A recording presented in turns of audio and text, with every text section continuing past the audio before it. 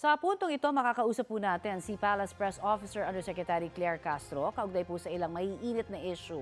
Magandang umaga at welcome po sa Balitang Hali, ma'am. Yes, magandang tanghali, Connie, at sa lahat na nakikinig sa inyong programa. Yusek, ano ho ang reaksyon mismo ng Pangulo sa utos ng Korte Suprema na magkomento po siya tungkol sa petisyong magpa-medical exam, physical exam at hair follicle drug test din siya?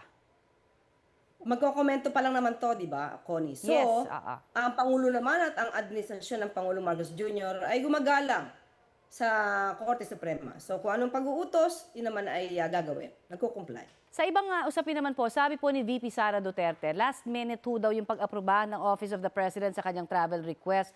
Sabi niya ho, nangyari na noon na one day before ng biyahe na ilalabas po ang Travel Authority. Nagkaroon ho ba ng delay sa pag-aproba sa request po ng Bise? Hindi po, madalas naman po na one day before her trip ay ibinibigay yung travel authority. At wala pa sa pagkakataon na siya ay tinanggihang mabigyan ng travel authority.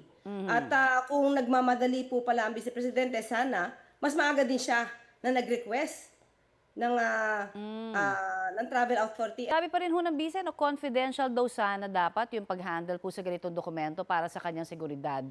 Meron ho kayong komento dyan? Hindi naman maaari maging lihim ang mga bagay-bagay na kinapapalooban ng Vice Presidente. Unang-una, Vice Presidente siya. Pangalawa, may dinadala naman siyang security at mga OVP personnel. So lahat naman po yung public officials.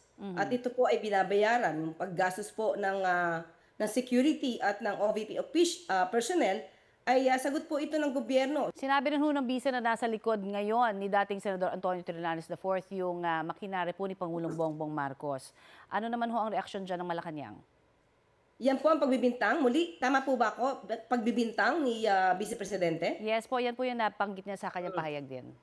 Wala naman po tayo maaasahang magandang salita na manggagaling sa Vice Presidente patungkol sa ating Pangulo. Lahat na lang ng kasalanan sa mundo isisisi niya sa Pangulo.